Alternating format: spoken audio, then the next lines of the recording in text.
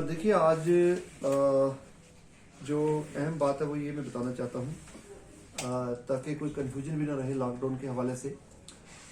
जैसा कि आपको मालूम है कि आज शाम 7 बजे से ज़िला श्रीनगर की टेरिटोरियल जुरिसडिक्शन के अंदर जो लॉकडाउन नाफिज किया गया है और ये कोरोना कर्फ्यू जो है डिस्ट्रिक्ट श्रीनगर में आज शाम 7 बजे से 3/5/2021 तक 7 बजे सुबह तक रहेगा।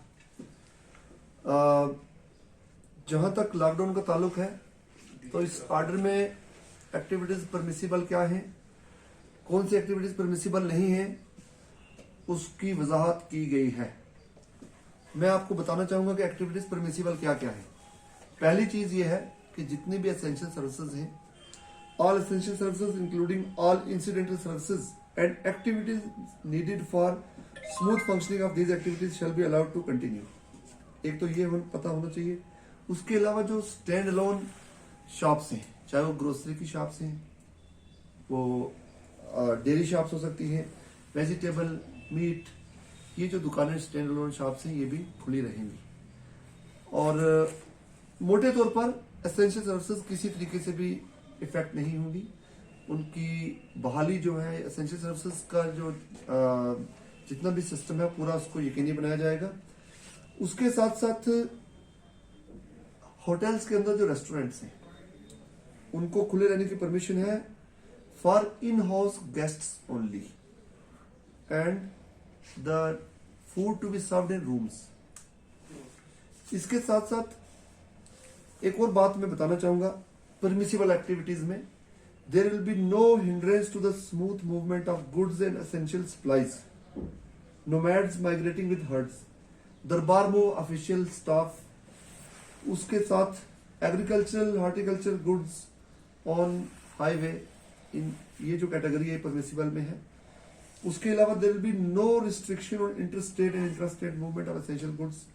एक बहुत अहम चीज ये है कि इंडस्ट्रियल और साइंटिफिक एस्टेब्लिशमेंट जो है, इंडस्ट्रियल एस्टेब्लिशमेंट्स जो है, इसके बारे में सवाल पूछने काफी जगह से आ रहे थे, चाहे वो पब्लिक है या प्राइवेट है, जितनी भी इंडस्ट्रियल एस्टेब्लिशमेंट्स हैं वो खुली रहेंगी। Internet services, IT, telecom, IT enabled services including e commerce are permitted. एक और अहम बात बता दूं कि गवर्नमेंट ऑफिशियल जो है, there shall be no restriction on the movement of government officials for attending office oblique duties on production of I cards. तो गवर्नमेंट ऑफिशियल जो हैं आई कार्ड दिखाएंगे और अपने अपने दफ्तर चले जाएंगे, किसी किस्म की भी पाबंदी नहीं रहेगी उनके ऊपर। कर्फ्यू पास की भी जरूरत नहीं है गवर्नमेंट एम्प्लॉइज को, ये बात बिल्कुल साफ होनी चाहिए। उसके अलावा जितने भी डेवलपमेंट और कंस्ट्रक्शन वर्क्स हैं वो जारी रहेंगे। उनको कंटिन्यू रखने के लिए जो जो इकदाम की जरूरत है, जो जो स्टेप्स हमें उठाने हैं एनेबलमेंट के लिए वो हम उठाएंगे। अगर पासेस की जरूरत है कंस्ट्रक्शन और डेवलपमेंटल वर्क्स के लिए वो भी इश्यू होंगे। एक और अहम बात, और वो कोविड से जुड़ी हुई है, वैक्सीनेशन ड्राइव। शायद ये सवाल आप इससे पहले आप ये सवाल पूछते मैं जवाब भी दे देता हूँ कि वैक्सीनेशन ड्राइव जो है जारी रहेगी। हमारी जो टीम्स हैं मेडिकल डिपार्टमेंट की वो अपने अपने वैक्सीनेशन सेंटर पर पहुंच जाएंगी और वहां पर पूरा जो वैक्सीनेशन की ये कार्रवाई है रहेगी। मोबाइल टीम्स जो हैं, local mobile teams shall be constituted to provide vaccination in colonies, residential areas and containment zones. मैं ये भी साफ कर दूं कि किसी किस्म की भी भीड़ जो है इकट्ठी नहीं होगी। वैक्सीनेशन जो है उस वैक्सीनेशन की जो ड्राइव है उसके लिए हमारी मोबाइल टीम्स जो है कॉन्स्टिट्यूट हो गई हैं और ये ड्राइव जारी रहेगी। अब मैं आता हूं क्या क्या परमिसिबल नहीं, वो आप सुन लें। पहली चीज मैंने पहले कह दी कि there will be complete corona curfew with no movement of public except for permissible activities only, जो मैंने बता दी है। एजुकेशनल इंस्टीट्यूशन जो तालीमी इदारे हैं वो ऑलरेडी बंद हैं और बंद ही रहेंगे। एक बहुत अहम बात सुन लें, क्या परमिसिबल नहीं है। All shopping complexes, bazaars, saloons, barber shops, cinema halls, restaurants and bars, sport complexes, gyms, swimming pools, parks, etc. shall remain closed. ये सारे जो मैंने गिने हैं, जिनकी गिनती की है, ये क्लोज रहेंगे। फिर अब आगे सवाल आएगा कि अगर शादी है, फ्यूनरल है, उसका क्या होगा?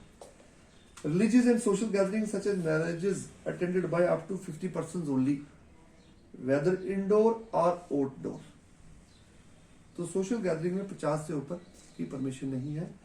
लास्ट राइट्स, अगर फ्यूनरल है, लास्ट राइट्स उसमें 20 लोगों को ही इजाजत होगी। उसके साथ साथ पब्लिक ट्रांसपोर्ट, देखिए ये बड़ा आप सवाल ये भी करेंगे। Public transport already order in place है कि 50% कैपेसिटी पर पब्लिक ट्रांसपोर्ट ऑपरेट कर सकती है और 50% कैपेसिटी पर पब्लिक ट्रांसपोर्ट ऑपरेट करती रहेगी।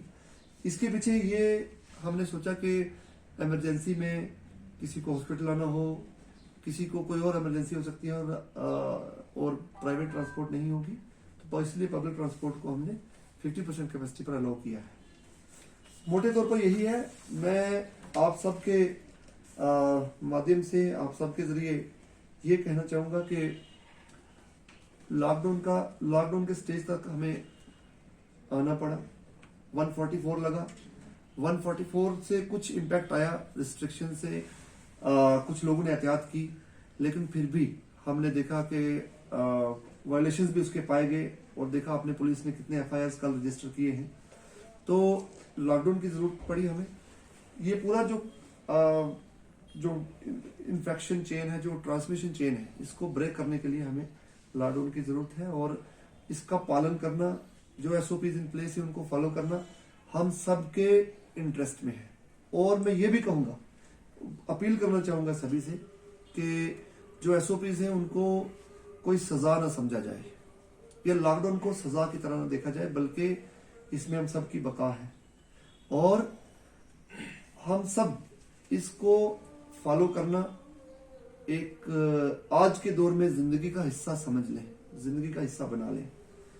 तो उसी में हमारे घर की हिफाजत है, हमारे परिवारों की हिफाजत है, हमारे पूरे समाज की हिफाजत है और पूरे श्रीनगर की हिफाजत है।